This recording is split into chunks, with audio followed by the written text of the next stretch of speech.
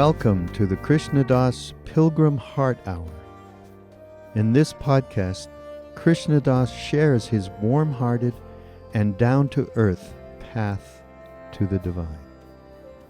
If you are interested in supporting Krishna Das's podcast, please go to BeHereNowNetwork.com/KD.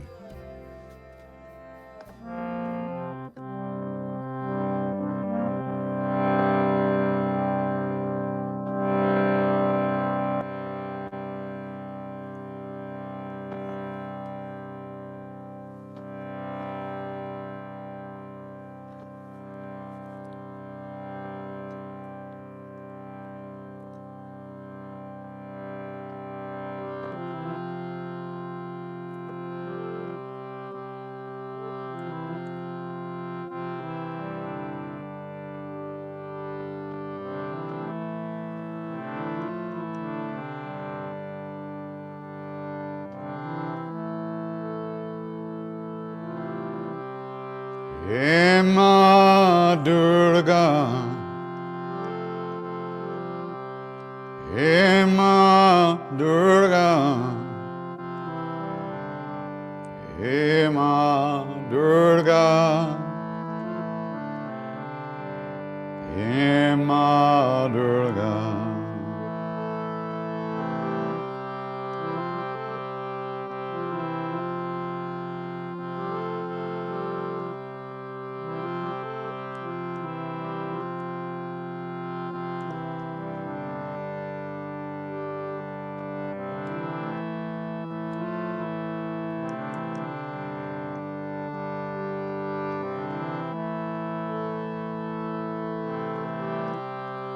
He Ma Durga,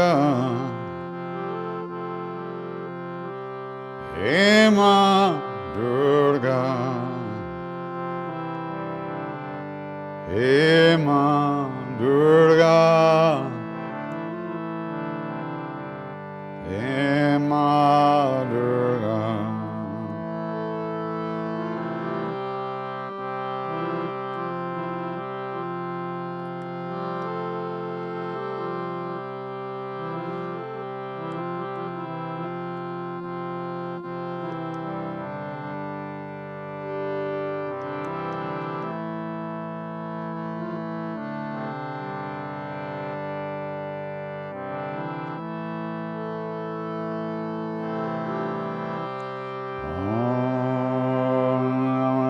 Chandakaya,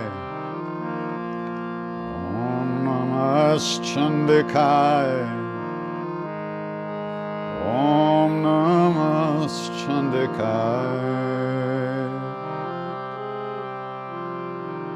Om Namah Chandakaya, Om Namah Chandakaya, Om Namah Chandakaya.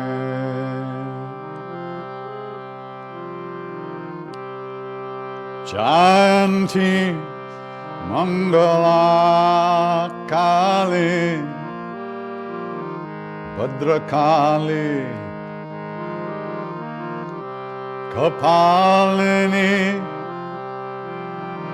Durga Kshama, Shiva Dhatri, Swaha, Swadha, Namostute, Narayani, Namostute, Narayani, Namostute.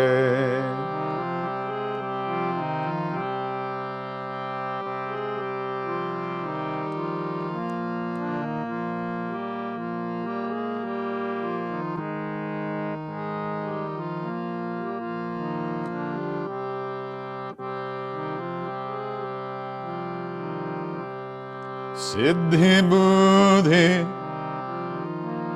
Prade Devi Bhukti Mukti Pradayani Mantramurti Mahadevi Mahalakshmi Namostute Narayani Namostute Narayani Namostute Narayani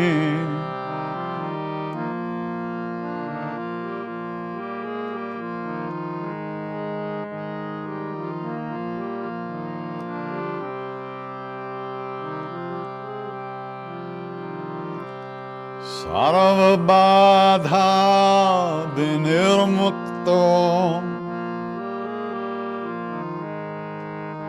Dhanadhanya Sutanata Manusya mat prasadena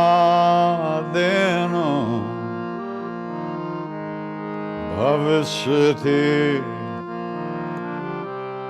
Sansar Narayani Namostute Narayani Namostute Narayani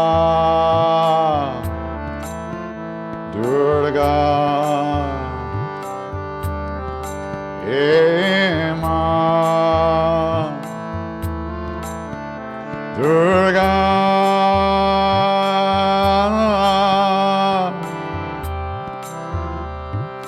Jai Jagarambe,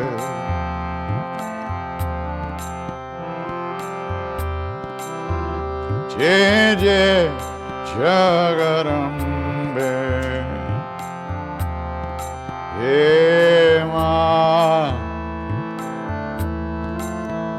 Durga, He Ma Durga,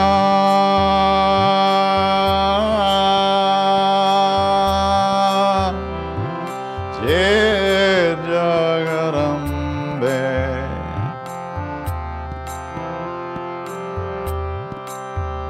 Jai Jai Jagarambe, Ema Durga, Ema Durga,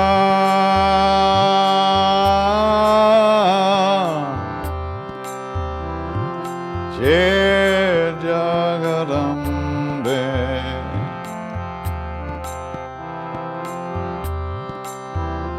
Jai Jai Jagarambe, Ema Durga, Ema Durga,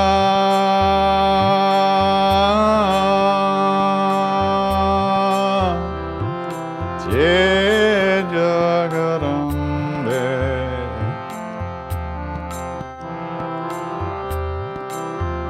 Jai Jai Jagarambe, Ema Durga, Ema Durga.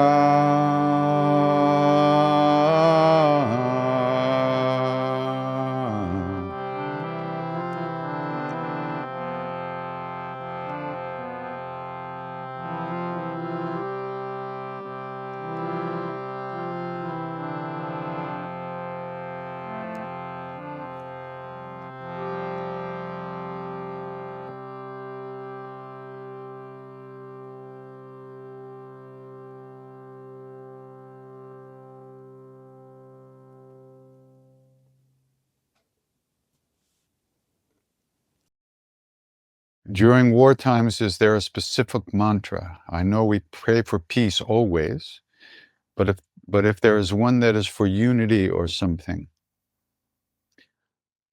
well, in different traditions, there are different kinds of practices. In Tibetan Buddhism, there's many practices to remove negativity and obstacles, and to overcome adversity and negative forces, powers, and negativity, which is all comes from our minds, our emotions and minds.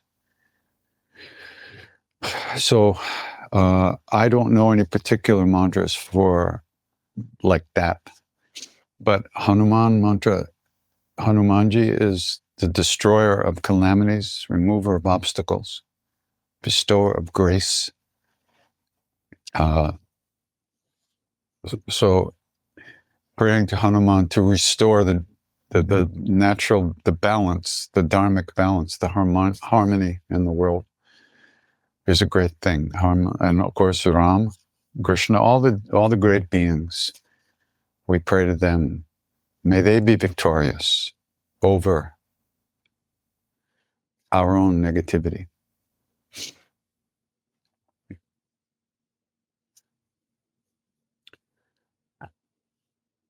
Another question, I thought Shama was a name of Krishna. Sham is Krishna. Shama means the dark-colored female. Shama makes it a female name. So it's one of the names of the dark goddess, Kali, Shama. Gauri, Shama Gauri, and so yeah, Shama, the long A at the end, Shama makes it the feminine, and it refers to Kali, the dark goddess, a dark-colored goddess. Krishna's visualized as a dark, bluish gray, deep, dark rain cloud. That's his color, considered to be his color, they say. I haven't seen, so I don't know.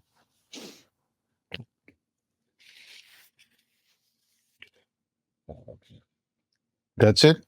Just a few questions? Nin, that's it? Yeah? That's all we have now. Okay. Yeah. What is Katie reading these days? Katie's reading a book called, Katie, there's 2 new translations of the Tulsidas Ramayana, the Ramcharitamanas. One is a penguin multi-volume book, and the other one is by Philip Lutgendorf, who wrote a great book on Hanuman called Hanuman's Tale, Tale. And it's a really great book, a lot of stories about Hanuman. And he's been working on this translation of Ramcharitamanas, the Tulsidas Ramayana, which is the version of the Ramayana that we in North India read mostly. So that's there's 2 new translations. So I'm checking those out. I'm also reading a book by an incredible, wonderful Lama called Tulkutanda, called Peaceful Death, Joyous Rebirth. The Tibetans, they have investigated what goes on after we leave the body. They seem to have a big, a good idea of what happens in that period between births. And so, since I'm getting closer to that every minute, I've been getting more interested in that transition and how I could approach that in a more open way.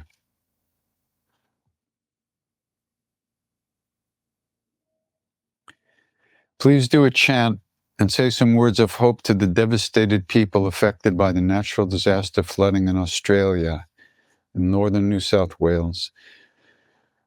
Where in this world isn't there horror at this point? Where? Everywhere.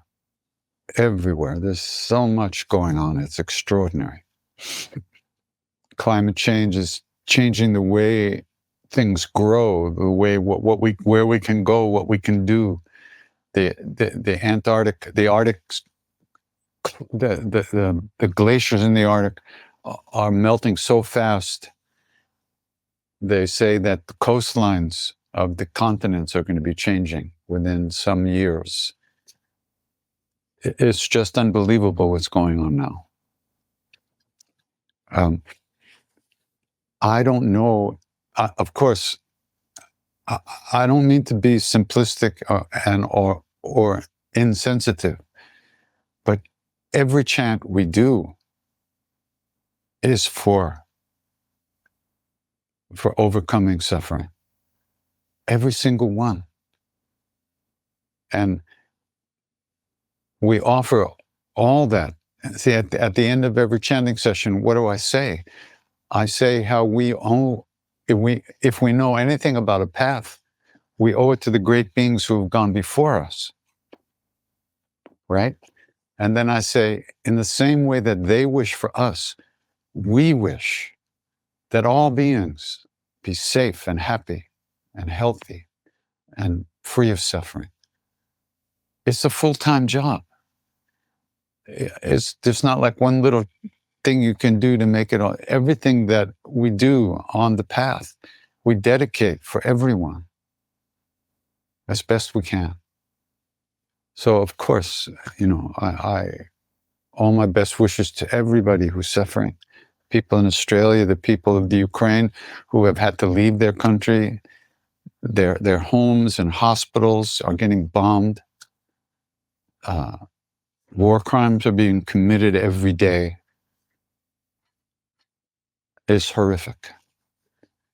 And yet, we owe it to not only ourselves, but everyone we need to try to keep our hearts open and available to all beings at all times. So,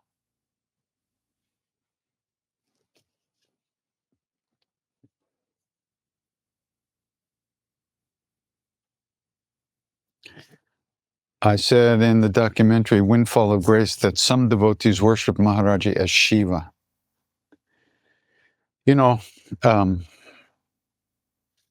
Before we get into that, we use these names. We say Shiva, Rama, Krishna. All these, we talk about a lot of things as if we know what we're talking about. I don't know who Shiva is.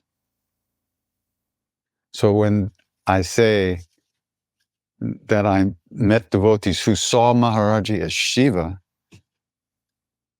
all I know is the words. I can't see what they saw. They were experiencing Shiva, whoever and whatever that feels like. I don't know that. What I do understand a little bit intellectually that Shiva sent his energy through the wind god into the baby Hanuman. And so Hanuman is considered to be a manifestation of Shiva's energy, of Shiva. Shiva wanted to help Ram in the war against Ravana, the demons.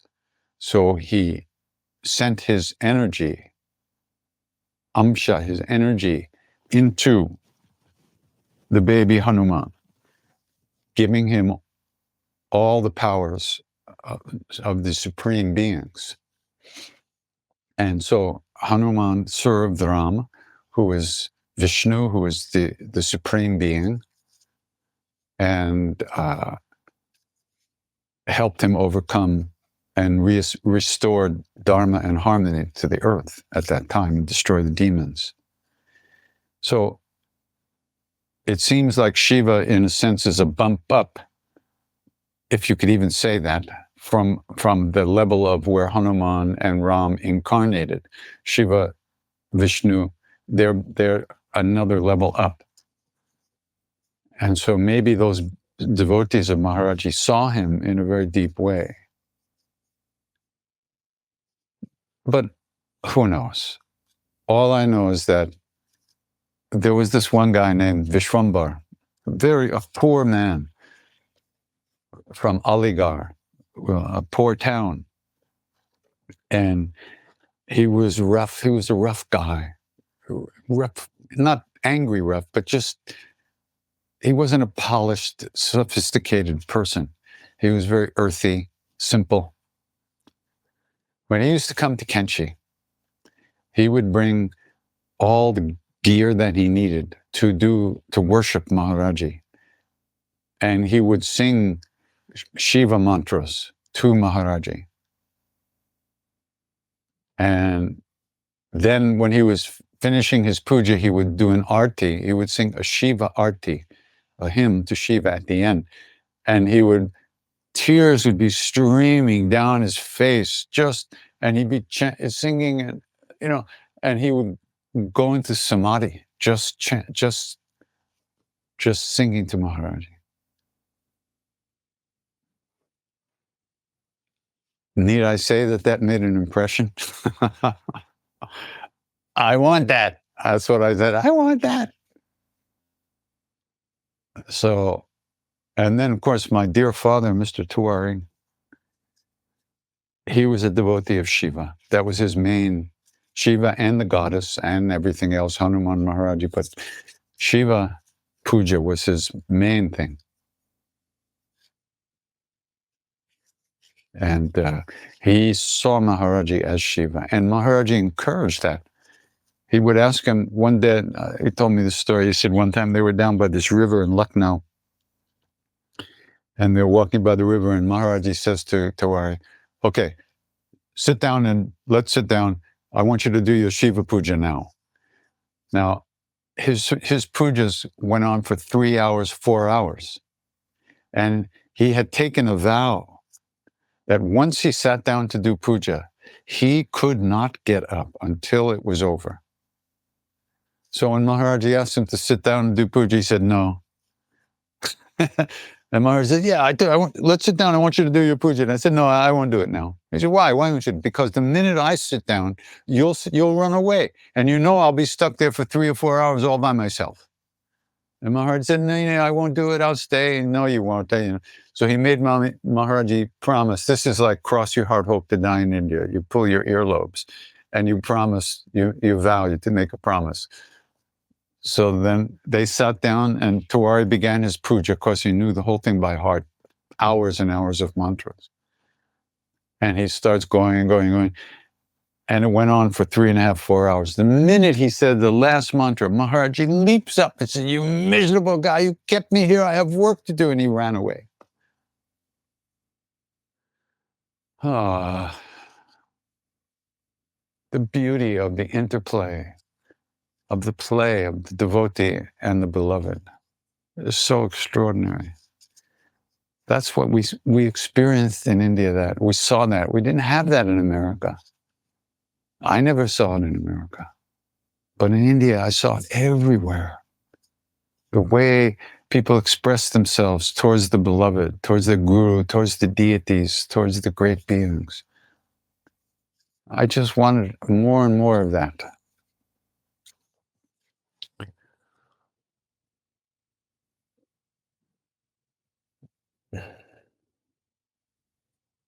Do I have any not so well known KK stories? I don't know. The brain is a terrible thing to have lost. Trying to remember KK stories. KK, he grew up in Maharaj-ji's lap from the 8 years old on. His father had been a devotee of Haryakan Maharaj. That's this being right here. See, over here, right there above my fingers. That is Haryakan Baba, the original the real Haryakan Baba. He was a very great saint, unbelievable yogi. And KK's father had been a devotee of his. He left the body sometime in the 30s, before Maharaj-ji showed up. Many people seem to believe that Maharaj-ji was the reincarnation of Haryakan Maharaj. So the first time Maharaj-ji came to KK's house, he was greeted by KK's father. And KK's father and Maharaj-ji said to him, take me to the room where Haryakan Baba used to stay. And apparently there was a room in the house that when Haryakan Baba wanted to disappear and be away from people, he would go to KK's father's house, and they gave him a room where he could stay, and they would feed him and take care of him, and he wouldn't meet people. No one would know he was there. And no one knew about this except KK's family. Maybe, yeah. So when Maharaj-ji arrives there the first time, he says to KK's father, he said, show me the room where Haryakan Baba used to go. So KK's father was really shocked. He takes him to the room, and when they were in the room alone, Maharaj-ji looked at his father, KK's father, and said, you're still doing the mantra? And KK's father was really shocked, because Haryakan Baba had given him a mantra and told him, not only don't tell anyone what the mantra is, but don't tell anyone that I've given you a mantra, that I've initiated you in mantra. And he never did. No one knew that. Maharaj-ji knew. So KK grew up in Maharaj-ji's lap as a kid. He was like his grandfather. And KK's nature was very childlike. And his relationship with Maharaj-ji was like a spoiled grandchild with his grandfather. And as far as the physical plane goes, it was because of KK that I was able to meet Maharaj-ji. I had been traveling with Ram Dass for a year and a half or so. And I decided I wanted to go to India and meet Maharaj-ji. But in those days, no one knew Maharaj-ji's name.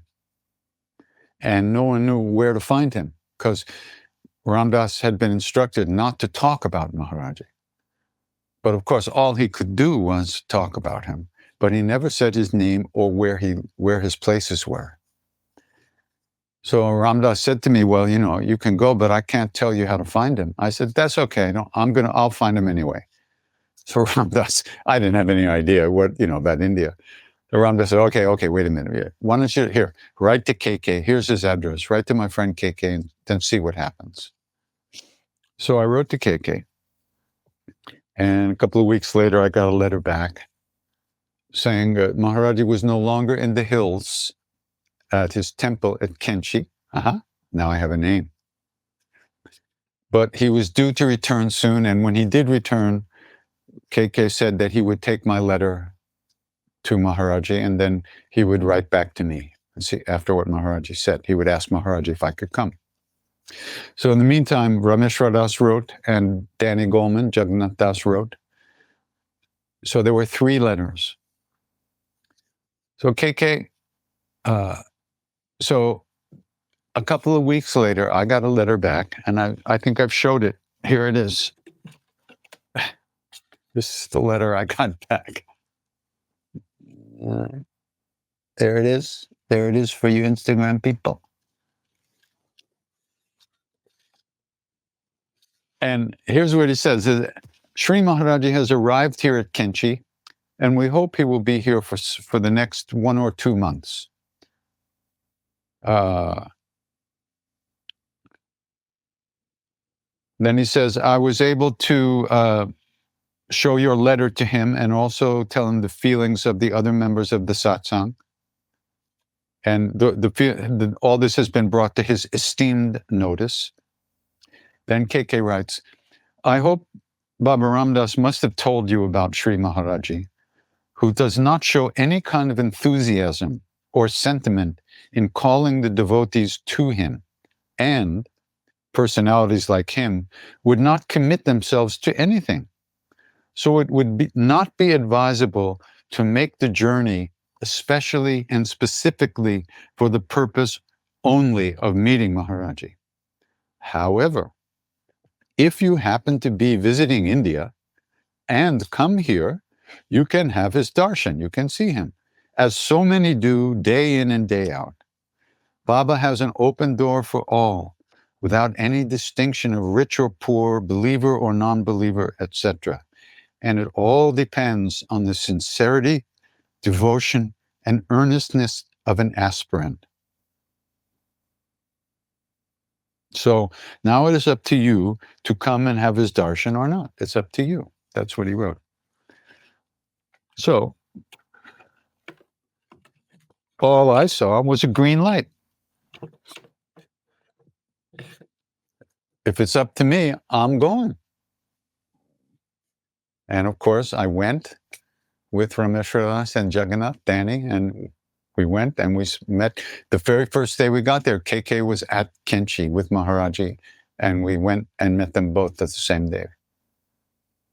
Now, that's a very nice story, isn't it?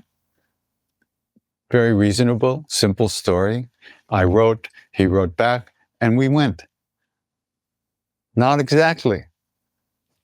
Many years later, like 10 years later, after I first went to India and met Maharaj-ji, and KK and I had become very close. KK, when they said to me, did I ever tell you what happened that day, really happened that day? I said, no. What? he said that he went to Kenchi to see Maharaj-ji. He came into the room and Maharaj-ji was sitting there on his bed talking to some other people. So KK came in and he pranamed and he sat down and he took our letters, our 3 letters, and he put them on the bed next to Maharaj-ji.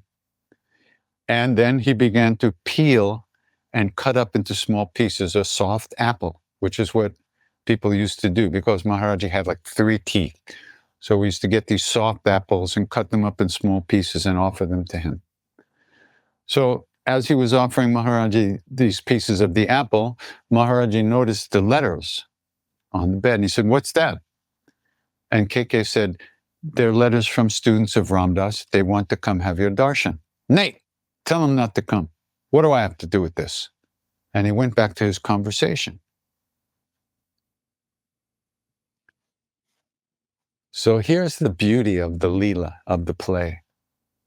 You see, when Ramdas first went to India and met Maharaj-ji, he was sent home to KK's house, and KK was asked to serve him and take care of him.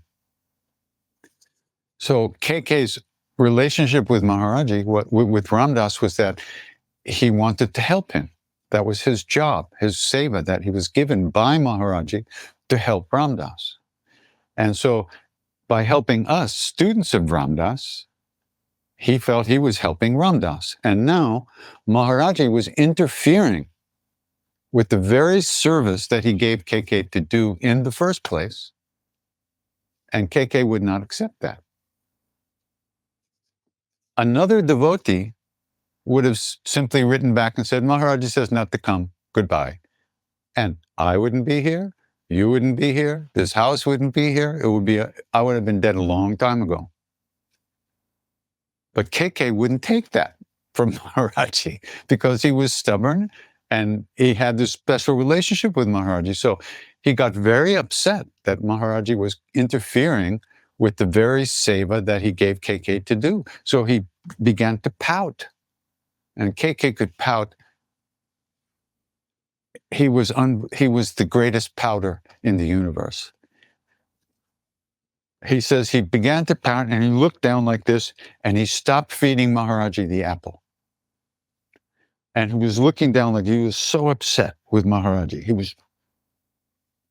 And he said, and he wouldn't look at Maharaj-ji. He said Maharaj-ji would push his head up, KK's head up, but KK would look away. He would not look at Maharaj-ji.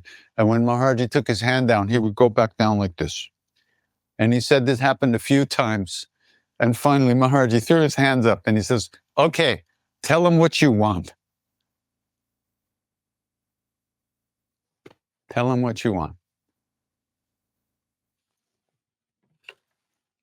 Tell him what you want." Okay, so now, however, if you happen to be visiting India and come here, you can have his darshan, as so many do day in and day out. Baba has an open door, etc. He didn't lie. He said Maharaj does not encourage, he shows no kind of enthusiasm or sentiment in calling the devotees to him. He told the truth, but he also told more truth, which is if you happen to be here, you can see him. And that's how we got there. And that's how we're here now, right now. It's incredible. I would have been dead 40 years ago, guaranteed. I was just not programmed to be able to stay alive. I didn't have it. I didn't have the wiring. I was too depressed, too unhappy, too neurotic, too fucked up. I wasn't going to make it. But this is the way it worked out so far. So that's a story about KK. KK loved Ramdas so much. They were really brothers from another life. They were very close. And when Ramdas left the body, KK didn't want to be on the earth without him. And he died within a couple of weeks, I think, of Ramdas. At the most, a few weeks. He just didn't want to be here. I called KK about a week after Ramdas left. And we just were on the phone silent for like 20 minutes. We couldn't talk, neither one of us. So he just left.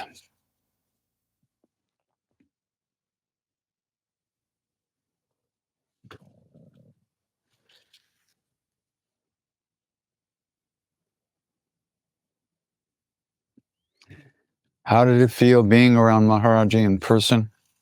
I see the eyes of the devotees looking at him in photos, and it's incredible. Yes, it is still incredible. If you imagine in your deepest imagination of what love, what you want to feel like, what you're looking for, what it's going to feel like, when and if you find that the thing you're looking for more than anything, that's what it was like being with him. And yet each one of us had their own, it had a different flavor for each one of us. Some saw him as a great master, some saw him as a friend, some saw him as father or mother, some saw him as master and servant. Each one of us had our own relationship with him, and he was that for each one of us, he showed each one of us something different, what we needed to see. It is extraordinary because it hasn't stopped. It still goes on. That feeling is no longer available in a body out there, but the feeling is still, it was never out there. The feeling was always in here.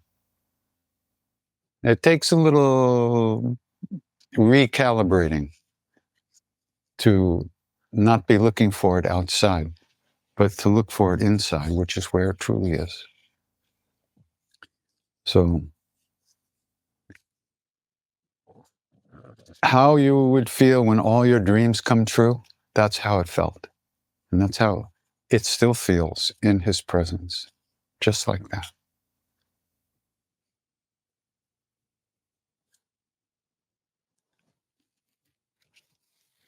How can one escape from the habit loop? Well, it ain't easy because habits, we spend a lot of time nourishing our bad, destructive, negative habits. So they're not going to change like that. But if we do a little regular practice every day, and during that short time of practice, we truly give ourselves to those moments and not just get carried away in dreamland. 5 minutes, we're going to do 5 minutes of japa, 5 minutes of watching the breath, and we really do it. We will gradually open up a deeper center of gravity in ourselves. So when that habit kicks in, sooner or later, we will get more of a vote as to how we deal with the urge to satisfy negative habitual programs. It takes time, it takes dedication, it takes sincerity, and it takes really wanting to be free.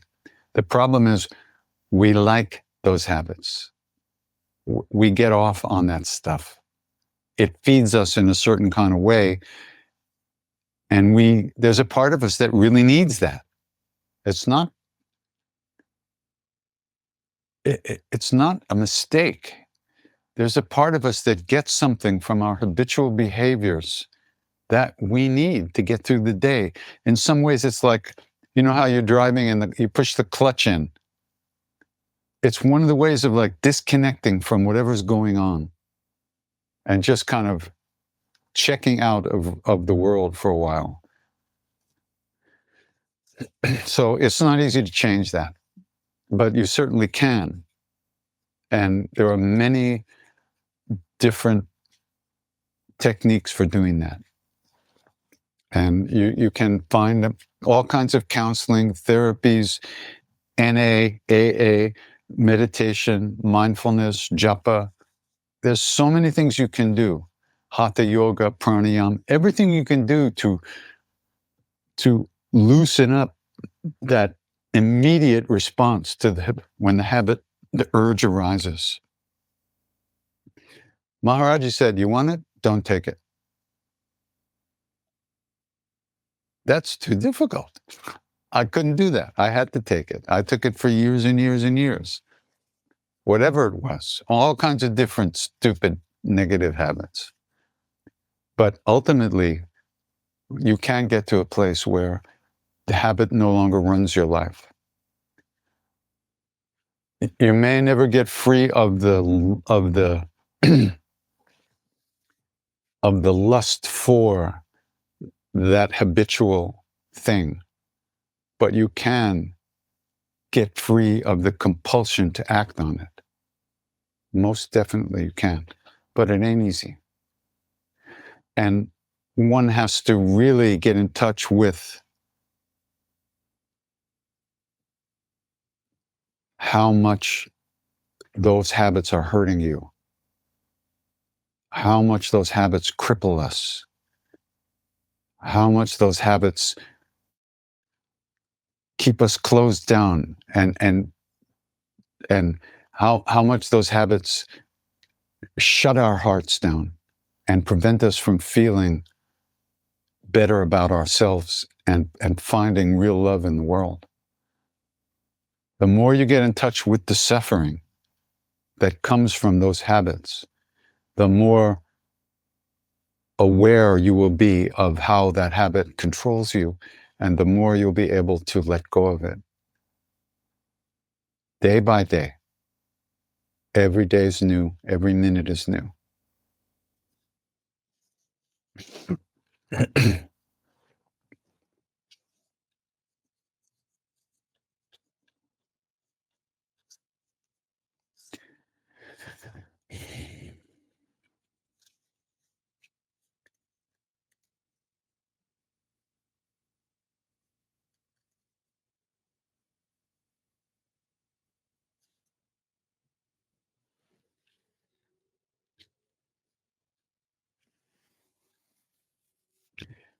Okay, so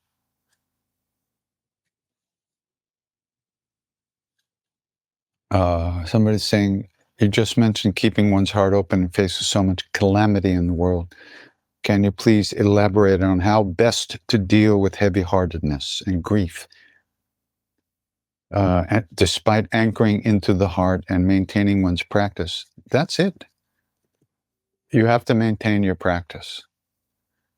But for quite a while, the practice is not really freeing you from the suffering.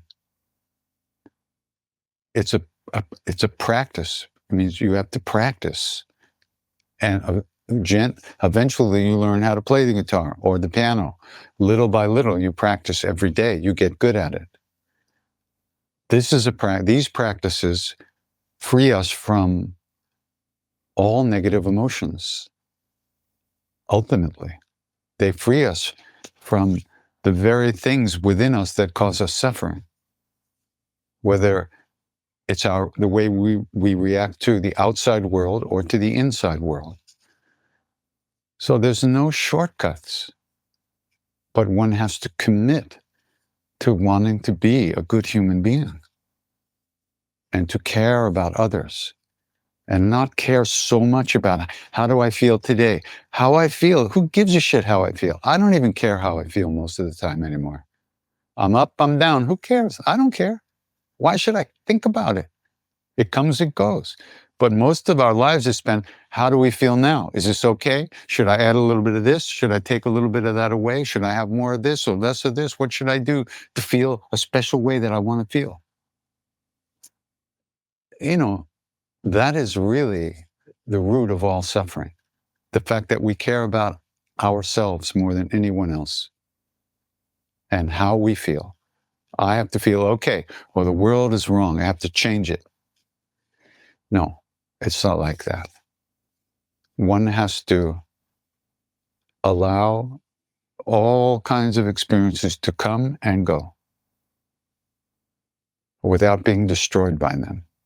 And you only get that strength from spiritual practice and from coming into contact with the beings who have conquered suffering, overcome all suffering. Read about those beings, get to know those beings. How did they do it? How did they see the world? Those are the books I read. You want to know what I read? That's what I read. I read the biographies of saints, of yogis, of great beings, because that's what interests me. How do I get to that place? Okay.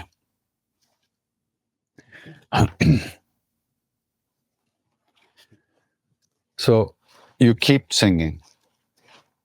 You keep singing. You keep chanting. Like Maharaj-ji said, at first you may not have any feelings of devotion or love or peace or joy. But you have to keep chanting. You have to keep doing your practice. Because if you don't plant the seeds, nothing will grow. The practice is planting the seeds. When they grow, how they grow is not up to us. It's up to us to plant the seeds. Little by little, those seeds will start to grow. And then the heart will be cleaned of all the dark coverings. And then we'll begin to feel lighter and more in tune and more open and more available and more kind and more compassionate, more caring, and not so obsessed with me all the time. And then Maharaj says, and then you'll call out one day from the heart, and the real realm will come. The reality will dawn on us, and then we'll be free. But it's a process. And we have to understand that it's a process. It's not instant gratification. There's no button. The buttons we push don't work forever. They bring temporary experiences, and they help us avoid suffering, but that only makes it worse, unfortunately. That's the way it is. So you keep doing your practice, and you try to treat people as well as you can, and you try not to think about yourself all the time. It's not easy, but nothing's easy. But there's no downside to practice. There's no downside to the Dharma, to the real teachings. They're available to everyone. And if we're pulled to investigate what these teachings are about, that's already the result of our own karmas, having been involved with this before.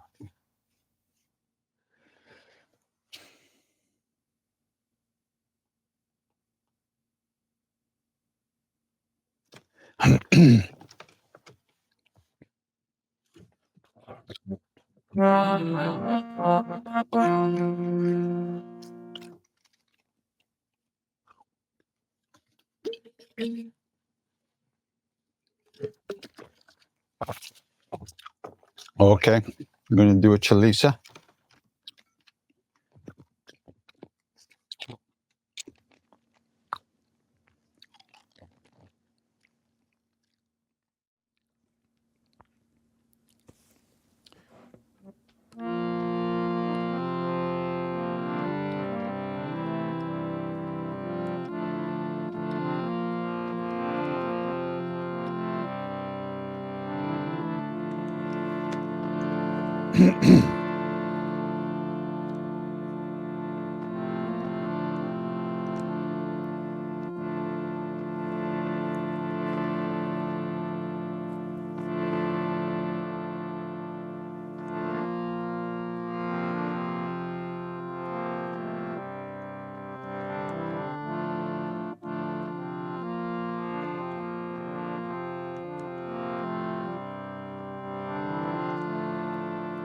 Shri Guru Charana Saroja Raja Nijamana Mukuru Sudhar Varano Raghubara Bamalajasu Chodayaku Palachari Buddhihin Tanu Chanike Sumiran Pavan Kuma Siaram Balabudhi Vidya Devu Mohin Adu Kale Subhika Syavara Ramachandra Padadye Sharanam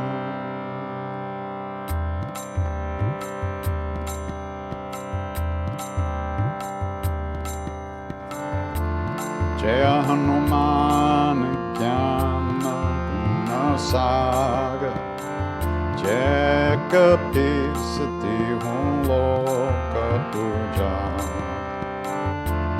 Ramaduta Atulita Baladama Anjani Putra Pavana Sutana Mahavir Vikrama Bajrangi Kumati Nivara Sumati Kesangi Kanchana Varana Viraja Subesa Kanana Kundala Kunchita Kesa Ata Bajra Uradvaja Birange Kande Munja Janeu Saj Shankara Suvana Kesari Nandan Teja Pratapa Mahajagaban Vidyavan Guni Ati Chatur Ramakaja Karimbe Oatu Prabhu Charitra Sunibe Korasya Ramalakana Sita Nanabasya Sukshamarupa Daresya Hindekava Ekatarupa Dhare Lanka Jara Bhimarupa Dhare Asura Sanhare Ramachandra Ke Kaja Samva Life Sanyivana Lakhana Jiyaye Shri Raghuveera Harashiralai Raghupati Kinhi Bahut Barai Tumma Mama Priya Bharatahi Samabhai Sahasabadana Tumaro Jasagale Asakahi Shri Pati Kantalaga Sanakadika Brahmadi Munisa Narada Sharada Sahita Ahisa Yamakuver Digapala Jahante Kabhi ko bid kahe sake kahante Tuma upakar sugriva hinkinha Rama milaya rajapadadina Tumaro mantra bibishana Keshwara paye sabba jagajan. Yuga sahasra jojana parabhanu ilyotahi madura palajan. Prabhu mudrika mele mukamahi jaladhilangi gaye achara janahi. Durgama kaja jagat ke jete sugama anugraha tumare te. Rama duare tumara kovare hotana agya binu pezar. Sab sukla hai tumhari sharana, tumhara chakka kahu kodaran. Apana teja samaro ape tinon lokahan katen kampe.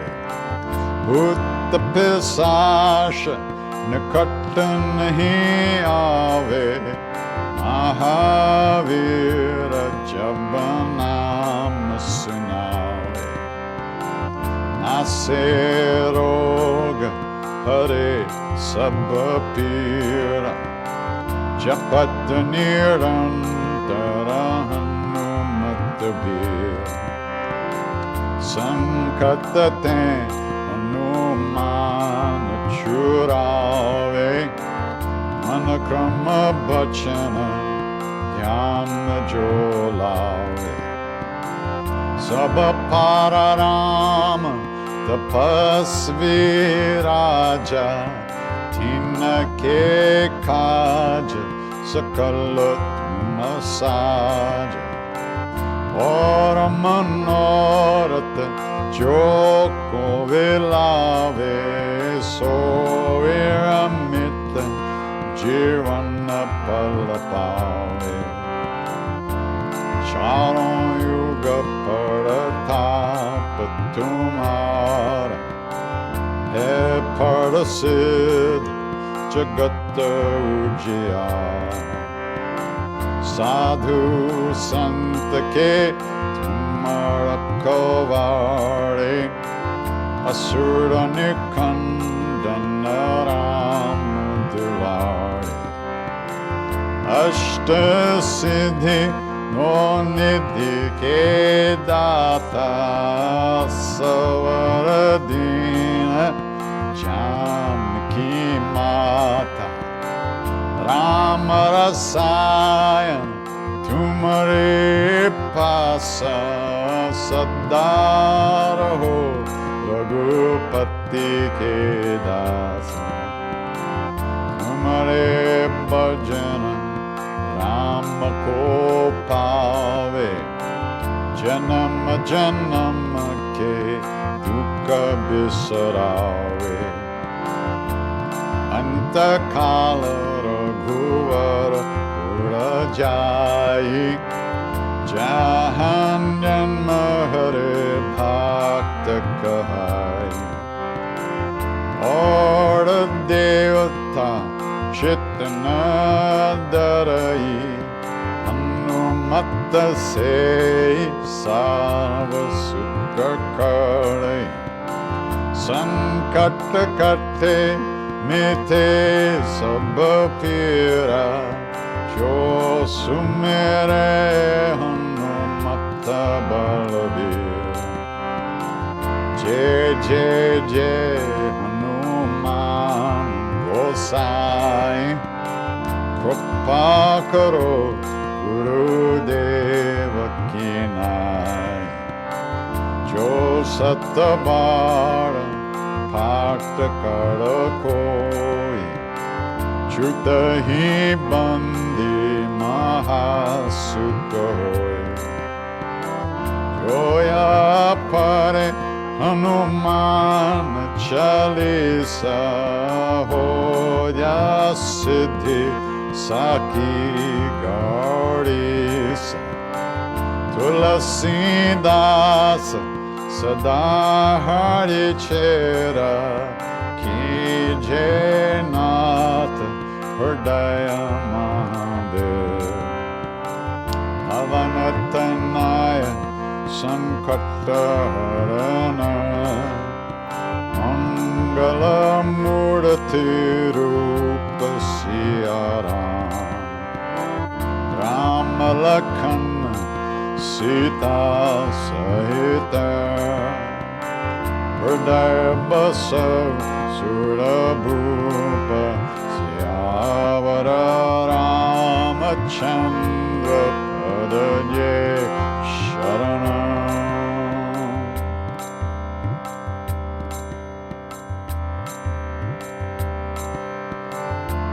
Ram Jai Ram Jai Jai Ram Shri Ram Jai Ram Jai Jai Ram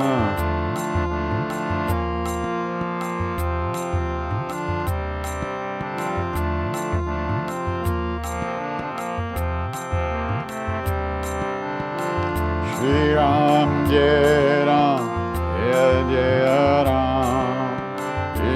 Ram Jai Ram Jai Jai Ram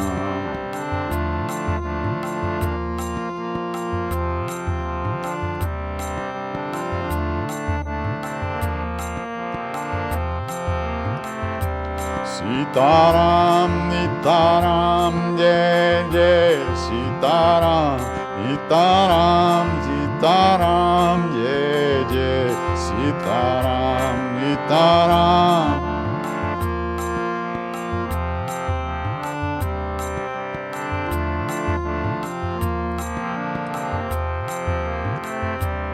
Nitaram Nitaram Jai Jai Sitaram Nitaram Sitaram Jai Jai Sitaram Nitaram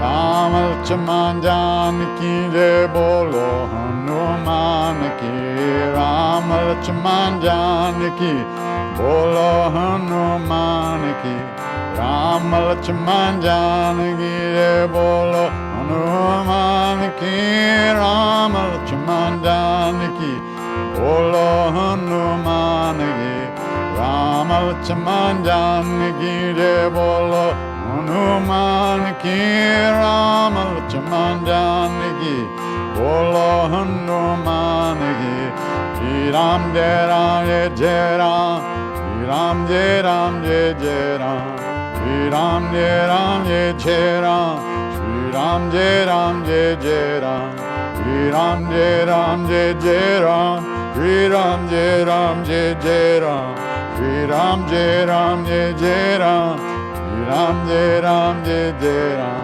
Ram Lakshman Janaki Jai Bolo Hanuman ki Ram Lakshman Janaki Jai Bolo Hanuman ki Ram Lakshman Janaki Jai Bolo Hanuman ki Ram Lakshman Janaki Jai Bolo Hanuman ki Shri Ram Jai Ram Jai Jai Ram Ram Jai Ram Jai Jai Ram Shri Ram Jai Ram Jai Jai Ram Shri Ram Jai Ram Jai Jai Ram Shri Ram Jai Ram Jai Jai Ram Shri Ram Jai Ram Jai Jai Ram Shri Ram Jai Ram Jai Jai Ram Shri Ram Jai Ram Jai Jai Ram Sita Ram Jai Sita Ram Sita Ram Jai Sita Ram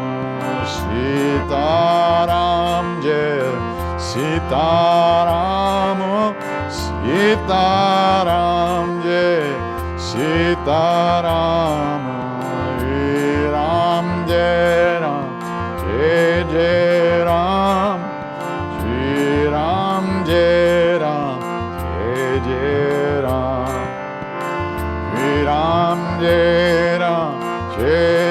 Jai Ram, Shri Ram, Jai Ram, Jai Jai Ram, Shri Ram, Jai Ram, Jai Jai Ram, Shri Ram, Jai Ram, Jai Jai Ram.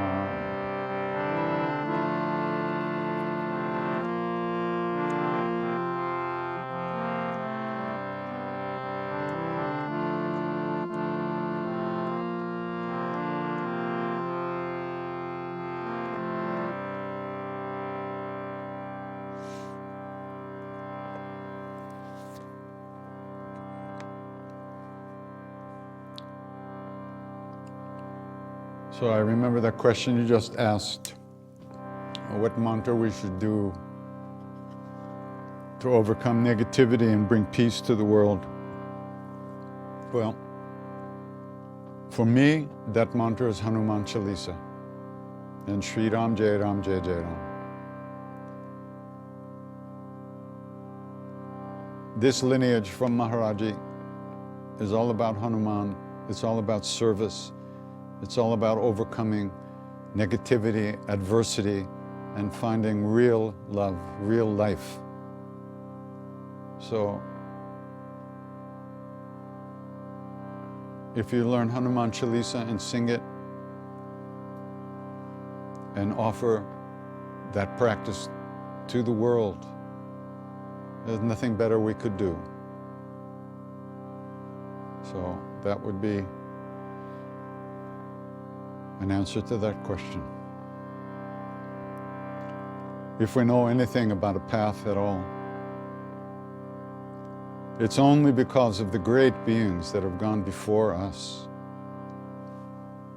Out of their love, out of their kindness, they left some footprints for us to follow.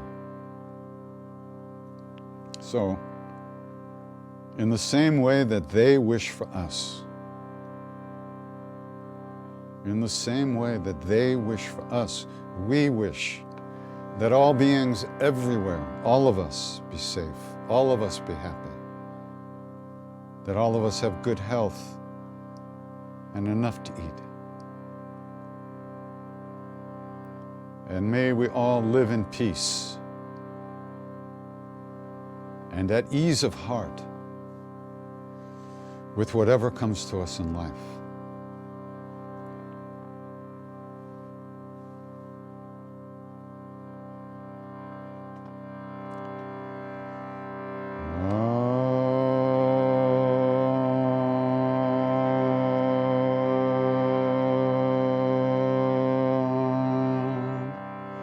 Chanting, chanting,